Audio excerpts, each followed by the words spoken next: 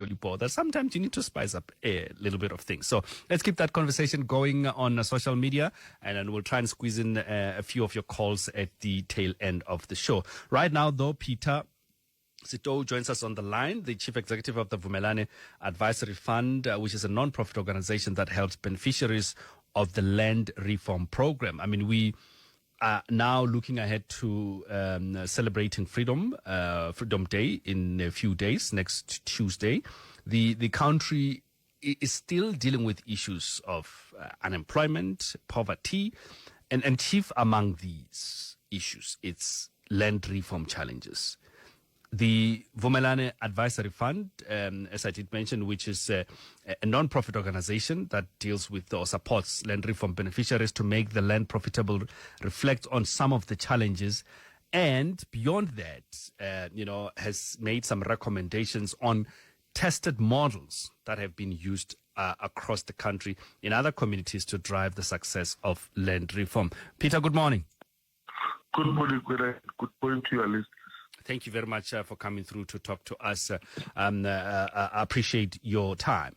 So let's talk about some of the changes that, as Vumelana, you have observed in the land reform over the past 27 years, and as to whether we are heading in the right direction in this regard. Well, land reform, as you know, is a highly emotive issue among South Africans. When you speak about land reform, people think of so many things, but it is important to reflect that it has got three legs, which is redistribution, tenure reform, as well as restitution. And perhaps the branch of land reform that has received much more attention has been restitution, and probably because of the fact that of its major focus on a great number of South Africans, you see. And it is important to reflect on what land reform has achieved more broadly, looking at the positive as well as on the challenges and negative aspects related to implementation. On a positive note, I think it has contributed to a great degree of political stability.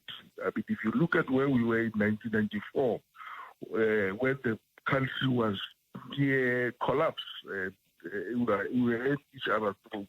I think it has introduced a greater degree of political stability. Most urban claims were resolved expeditiously with cash payouts, despite the criticism that little attention was paid to how this money was actually used. Some of the rural land restitution claims have resulted in quite significant benefits for land reform. And some land redistribution projects have witnessed some improvements in the livelihood of targeted beneficiaries. But on the one hand, there remains a number of issues that have been resolved. As an example, the role and powers of traditional leaders in relation to land and its governance in general remain highly contested. You've got traditional leaders on the one hand, you've got communal property associations, etc. So that area still remains unresolved. So the impact on land reform in reducing poverty amongst, especially rural poor, has been very weak, due probably to the design and implementation. Tenure rights for farm dwellers, farm workers, and people residing in communal areas remains unsecured and weak. So Peter, when you look at some of these things, I mean, looking at some of the lessons that we have learned over the 27 years, positive and negative in that regard, the current challenges that we have, they still remain unresolved, particularly in land reform. Yes, but you're quite right. I mean, the challenges still remain. I mean, and we raise this all the time. Lack of effective post-settlement support, including lack of key ingredients that are required to restore funds successfully. I mean, here we are looking about access to skills and access to finance, lack of capacity within government to implement the programs. That still remains. Poor coordination amongst respective government departments. If respective governments could be aligned, I think will make huge improvement. Poor monitoring and evaluation. If unless we closely monitor and evaluate the impact of what we are trying to do, we will not move an inch. Policy uncertainty has also been identified as one of the key impediments to a successful land reform program. So you also touch on ways that we can resolve these issues of land reform, and talking about tested models around land reform. Share with us some of those tested models and how have they been effective and how we can use them, in this issue that seems to be never ending. Well, in the main, as Vumelana Advisory Fund, we've been focusing on supporting beneficiaries of land reform in order to really productively use their land. And this was upon a realization that government cannot go it alone. I mean, as an example, the outbreak of COVID-19 pandemic dealt another blow to the land reform program. The current economic climate severely hinders government's ability to augment the funding that is required for land reform, because government is now, focusing on critical areas in order to mitigate the impact of coronavirus. So we are saying partnering with the private sector is the most immediate way through which we can ensure that land reform really works for South Africans. And as Vumelana, we have been... But when we talk about partnering, Peter, what do we mean? Because is that not also, getting them to get the piece of the pie as it is, the piece of the land, to be more accurate? Well, we are... The reality is, in order to work the land productively, you need the required capital, which our people do not have. And as we've said, government does not have that capital. So money must come from somewhere in order to make sure that land reform works. 2, you also need the skills in order to work the land. 3, you also need access to market in order to make sure that once you work the land and you've got all the produce, you are able to send that to the market. Now we are saying partnering with the private sector is the most immediate way through which you can do this. And how we do it, we work through independent transaction advisors who would hold communities and will embark on an investment mobilization process. And what we do as Vumelana, we finance this investment mobilization process, meaning the community never has to pay for the mobilization process. We carry all the costs. And for the independent transaction advisors, we pay for all the work that has been done. And the minute the investor has been identified and the deal is concluded, we recover the costs that we would have incurred in supporting the community. We recover this from the investor.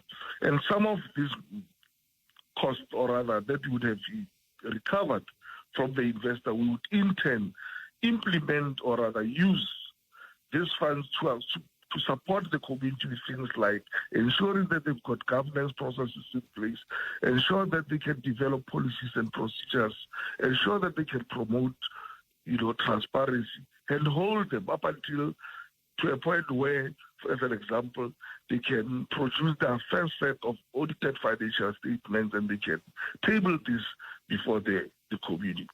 This has actually helped to minimize conflict within the community. And we found that in this way you can sustainably create jobs. You can make sure that you impart the skills to the community. Over time, they are able to run these businesses on their own. So are we then suggesting, Peter, at least from what you're saying, that our only hope now remains in the private sector because government is failing or has failed? Is that where we are right now, that we're saying that government had an opportunity to deal with these issues of land reform, and 27 years later, we are not seeing any upward trajectory in terms of positive movement, but just talking and talking and talking. Is that where we are actually acknowledging that government is failing and should not be involved? We are. That's not what we are saying. What we are saying is the private sector has a critical role to play in the land reform space if it is to be successful. We are also saying we must address some of the challenges that have been identified, and I can just raise a few. I mean, we need to balance the manner, for example, in which the land is acquired and how it's used. Meaning, at a point when government actually procures the land, already we must have answers in terms of saying how is this land going to be used, instead of buying the land and only deciding a couple of months or years down the line how this land should be used. And it's for that reason that we are saying building viable partnerships to use the land acquired by community is a practical way of attracting investment and the effective use thereof. On the restitution, as an example, two areas in our view require urgent attention. On the one hand, during the first round of the land claims, 90% of the claims were settled through financial compensation. It's highly likely that this might be the case once the new window is, for example, reopened. And if this process can be speedily and fairly completed, a large portion of restitution claims can be finalized. On the other hand, you've got high-value, large-scale and complex claims, which have taken decades to resolve. So we are saying it is important to get the requisite skills needed to ensure that these claims can be dealt with expeditiously in order to save jobs and to ensure that operations in those existing businesses can continue for the benefit of land reform. So essentially we are saying you have to address both. Government is an integral part and an implementer of the land reform. So we need to address the challenges that we've identified. The use of experienced transaction advisors to negotiate viable commercial transactions, particularly on large and high-value claims, will ensure that communities can meaningfully benefit from the land reform. Resources. We are well aware that government has got limited resources, and now with COVID, things have actually gotten worse.